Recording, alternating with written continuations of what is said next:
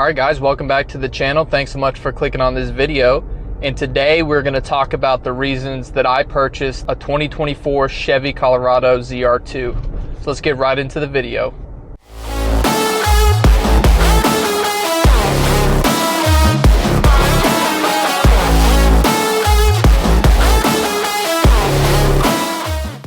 So there's many reasons why I think that you should purchase the Colorado if you're looking for a mid-size truck, but I'm going to go through the reasons and kind of my thought process behind my purchase. Keep in mind that it could be different from yours, as what I use a truck for, my needs are, my reasons are, can definitely be different from yours or anybody else's. Just keep that in mind. The first reason that I bought my ZR2 is because of the price.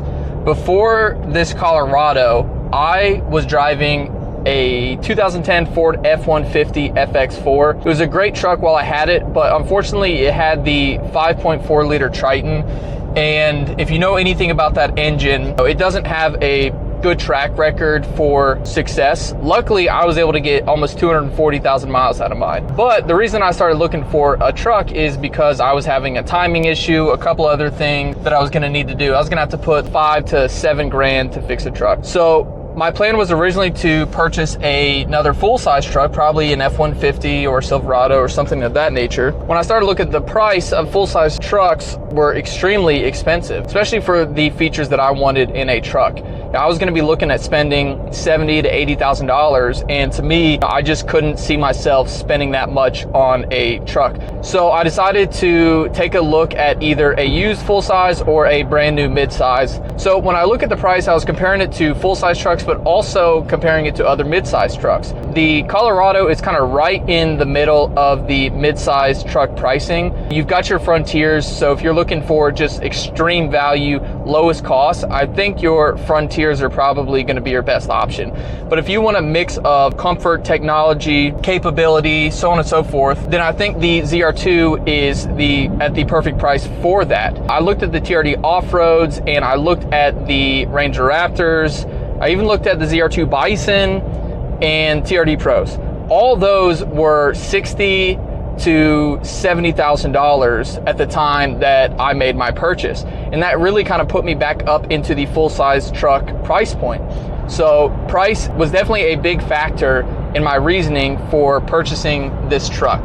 Number two is the size. So going from a full size down to a mid-size, one of my biggest concerns was that I was going to feel like I was cramped, like there wasn't going to be enough space. Obviously, there's plenty of room in a mid-size truck, but from driving a full-size truck for a number of years, stepping down to the size of a mid-size truck, that was a pretty big concern for me. I did test drive a Tacoma. Granted, it was a last generation Tacoma. It was just, it just felt too cramped. I didn't like the seating angle, and the driver's seats wasn't for me. But so the size of this truck, when I got in it, I immediately felt comfortable. I felt like there was a lot of space, and it felt like I was in a truck. In the Tacomas, I didn't feel like I was in a truck, if that makes sense. I didn't test drive the Ranger Raptors just because they were just a little bit too far out of my price point, and there were some features in there that I didn't quite care for. But that's one of the reasons that I went with the ZR2 is I think it's a comfortable size. It's a great mix. When I pull up and I'm filling up at a gas station, when people come up and tell me, oh, you know, you have a nice truck. Like, people say, like, man, the truck almost looks like a full-size truck. And yeah, I definitely agree. Obviously, it's smaller, but it doesn't feel cramped or anything like that. And it's extremely comfortable. The next reason is the interior and the technology of the truck.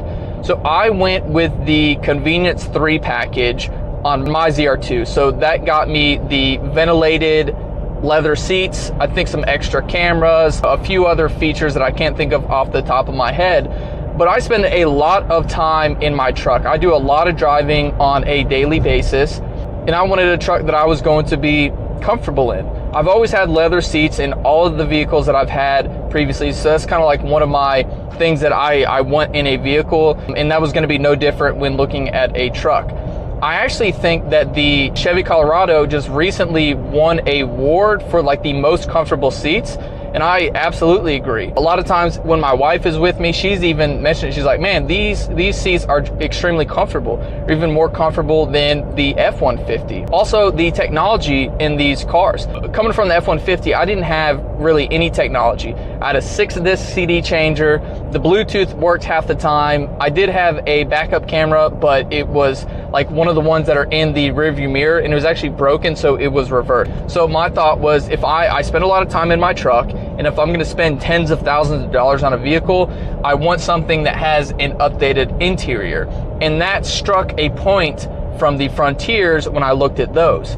To me, it felt like the Frontiers didn't have an upgraded interior. Yes, they had a touchscreen, but it all felt like technology from the mid 2010. The screen, I wasn't a fan of the screen. A lot of like the knobs and even the buttons, they just seemed outdated for 2024. Now, I do believe the 2025's got a full interior refresh, and I've looked at those and they look pretty good, but in the 2024s, they still had that kind of older interior.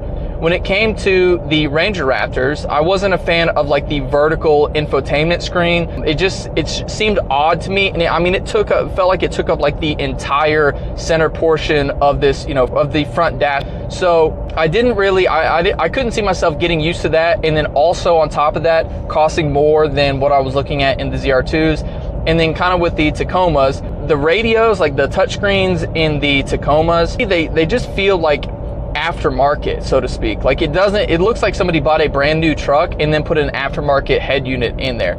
I don't know why. I don't know if that's something that you guys have noticed. I wasn't a fan of the layout of theirs. So in the ZR2, I think you've got like a 12-inch touchscreen, and it's great. It works well. It doesn't lag. All the icons and everything is smooth. It's Apple CarPlay, all that, everything. It looks sharp, it looks really good, and it's extremely responsive. Having the digital driver's display wasn't something that was like on my non-negotiables list, but having that is definitely a nice feature as well. I like that I can switch between screens. Recently, I've been getting into taking the truck off-road, and it's really cool to be able to switch to this off-road screen and show your pitch, your roll, and all that good stuff when you're going up and around corners and down hills. I think it's just a super cool feature, and it's customizable. The way that I've got it set up is I've got my single tripometer on the left, I've got my maps notifications on the right, and then in the center, I've got the speedometer that shows the digital miles per hour. I think that's like the cleanest setup. It's also cool that you can customize like the style of the gauges. I've got a YouTube short on that if you don't know how to do that and you have one of these. It's just like a lot of customization, and spending so much money on a truck, I wanted those options. That was definitely a big feature, a big reason as to why I went with this truck as well.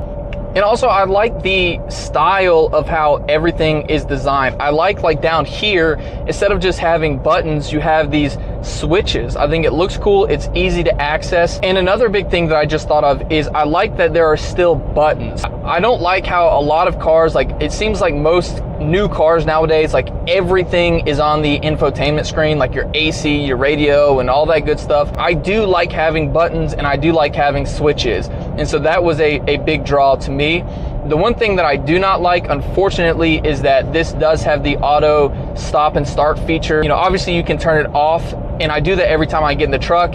It's a little bit of an annoyance, and I know that they make mods out there so you don't have to do that anymore, and that's maybe something that I'll look into doing, but for now I just hit that switch each time I get in the truck. The next reason that I went with the ZR2 is because I wanted something that was off-road capable, and the ZR2 has a lot of features that make it off-road capable. What I didn't want to do was buy a new truck and then have to spend money on raising the clearance with a lift kit, upgrading the suspension, and I wanted something that from the get-go that had all of those features. But with the ZR2, you get this smooth multimatic suspension. This thing, I've taken it off-road, it rides very well over gravel, over dirt, and mud, all of that, and it just makes for a comfortable experience when I'm off-road, and I don't have to put that money into the truck after purchasing it. Obviously, your Ranger Raptors and your TRD Off-Roads and Pros have that as well, but that's what brings me back to the price point of the ZR2, right?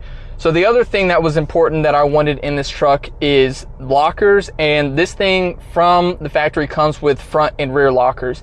The only other mid-size truck that I'm aware of that has that is the Jeep Gladiator, and I wasn't interested in purchasing anything from Jeep. They're just not something that I was interested in, right? So you get the front and rear lockers, you get the suspension, and you also have a 3-inch factory lift, which is nice as well, on 33-inch tires. You've got rock sliders. I mean, this thing, if you want to take this off-road, you can purchase this truck and don't have to do a single thing to it, and you can take it off-road and it'll do phenomenal. As I was looking at mid-size trucks, and the more I became interested in taking a vehicle off-road, the more the ZR2 became appealing to me, and is one of the reasons that I made that decision to go with this truck over the other options that are out there on the market. And finally, the last reason that I went with this truck is the value, right? You take a look at all of those other features that we went over, talking about the reasoning behind me purchasing this truck, and specifically the ZR2. It all kind of ties together and shows what great value this truck is. So I don't know currently what the ZR2s are selling for. I got mine with the convenience 3 package under $50,000. I felt like I got a really good deal on it, and I think out of all the mid-size trucks, like, this one definitely has the best value. Like I said earlier, if you're looking strictly for a mid-size truck and is going to be the most cost effective, I would definitely say go with the Frontier, or even like a WT or LT model of the Colorados. That would be a great option as well. But just from taking a step back, looking at all the things that I wanted in a truck and comparing the price to the features of what you get from the manufacturer, to me, it just screamed tons of value. These things are extremely reliable. One thing that I do like as well is that the engine that they use in this has been tested and used in Silverados, from my understanding, for at least the past few years. It may even be a little bit longer than that. I was weary of the Tacomas, not because I've heard anything negative about the new generation Tacomas, but I have heard things about the Tundras, right? And so my concern is that I didn't want to get the, first year model of a brand that is going through, a CEO change and seems to be having issues with one of the most popular trucks in the United States. And the Colorados felt like it was a safe buy as well. Do I wish it had a V6? Yeah, absolutely. I think that would be great. Is the 4-cylinder turbo bad? No, I've actually been enjoying it. It drives very smooth. I'm not having any issues with it. I've learned to come to enjoy it. I think it sounds cool as well. Like, I like hearing that little turbo whistle. It's pretty cool to hear as well. But yeah, man, if you're looking for an off-road capable truck where you don't want to break the bank and have something that's ready to go from the manufacturer, I don't think that there is a better option than the ZR2. If you've got the extra funds and you want to spring for the Bison edition, definitely go ahead and do that. You get a few extra features. I know you get 35-inch tires, and it's great, but to me, I didn't see the value in spending an extra $15,000 to get those a couple extra features. Other than that, thank you guys so much. If you're interested, I'm doing a 500 subscriber giveaway where I will be giving away whatever gets voted #1 on the poll that we have up. So if you're interested and you like the content, make sure to like this video, subscribe to the channel, and then go vote on the poll for our giveaway. And we're not too far from 500. I'd love to be there by the end of the month. And if you want a chance to win something, just make sure to subscribe and you'll get entered into the giveaway. Thank you guys so much. Your support means the world to me. I love making this content. I say it every video, but it really has been so much fun, and I appreciate you guys watching the videos. So that's it from me. Those are my reasons. I'd love for you guys to discuss in the comment section of what you think the best midsize truck is currently and what you would buy or what you currently do own. So thank you guys so much, and I will see you in the next one.